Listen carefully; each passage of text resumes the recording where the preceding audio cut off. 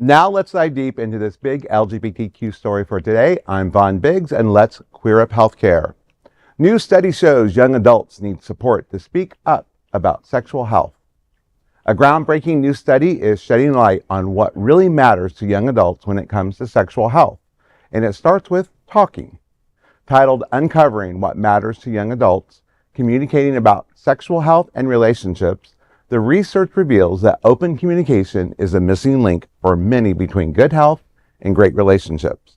Using surveys with 900 participants and 16 focus groups, researchers found that young adults want and need help having honest conversations with partners about consent, boundaries, STIs, and pleasure. The study says, young adulthood is a transitional period marked by exploration in romantic and sexual relationships, which often occur for the first time during this stage of life.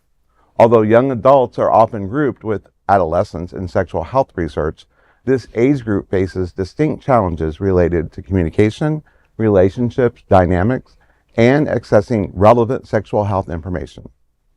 The findings are a wake-up call. In 2022, nearly 50% of all new STIs in the USA were among people ages 15 to 24. Wow. Condom use remains low, and gaps in sex ed, especially for queer youth, are leaving many unprepared. Experts say it's time to meet young adults where they are. Online, messaging should include scripts, real-world examples, and practical tips on navigating relationships of all kinds, casual or committed. As a National Coalition for Sexual Health notes, good sexual health, however, is much more than disease avoidance. It also includes having positive relationships, peace of mind, and consensual, pleasurable sexual experiences, end quote. The study offers a clear roadmap, build skills, shift attitudes, and offer tools young adults need to talk about sex clearly, confidently, and safely. You know, it's very interesting. We've had these conversations about sex and being able to talk to your doctors, being able to talk to your parents, and the conversations need to be centered around queer experiences and must reflect the unique challenges faced by LGBTQ youth. And two, our medical practitioners must be trained and initiate inclusive, non-judgmental conversations that validate diverse sexual orientations and gender identities.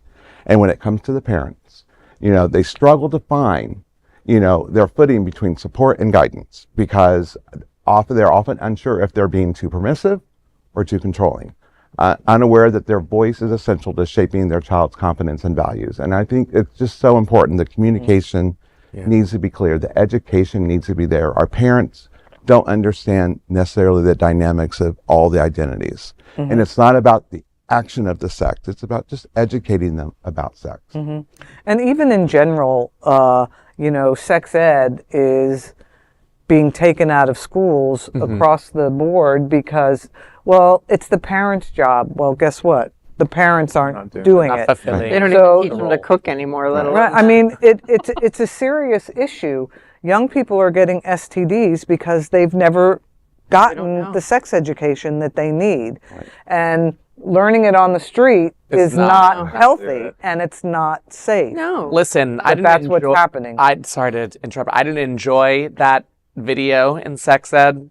However, I learned. You still remember. And I remember. But I also, something that you said kind of triggered me a little bit, not in a bad way, but it was the Medicare professionals, the doctors that you're going in, because I remember that feeling. Like, I remember being a younger 19-year-old and dating older, this and that. I was out proud. My parents made it very easy for me, thank God, to come out. But you did feel judged, like as a younger gay, knowing nothing, and it wasn't.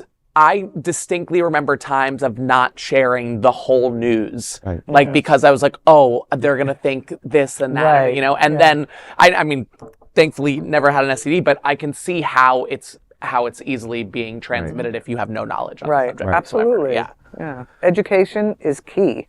Sure is. I know for us, we're constantly reached out to as Holy Cross. We actually have a couple of colleges have reached out and want us to come into the classrooms. The professors want us to come in and talk about HIV and STI.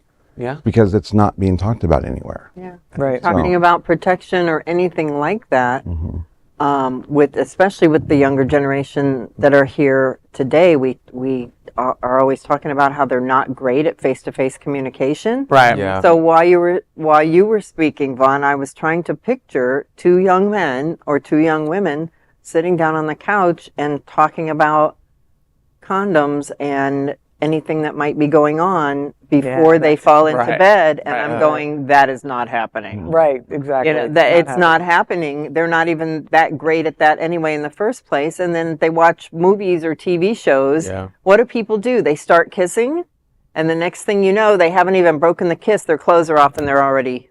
Right. So where was the part where they made sure that they knew who that person was and Right. what they're, Yeah. you know? Right. Right. They need to learn from the teachers and not, Not you the know, TV. not Showtime, honey. Right. Don't be like the friends I had, the gay men friends I had when I was in my early 20s. That was just pre-AIDS being a known quantity. Oh, Yeah. When I was 18, Oh, yeah. 19, 20, and that was a last whole century. different story. Shut up. It was last century. Different story, however, that is Right. still a Okay, bye. LGBTQ story for today. There is no other queer nonprofit media platform like this in the entire world. Support our LGBTQ stories by subscribing and sharing Queer News Tonight.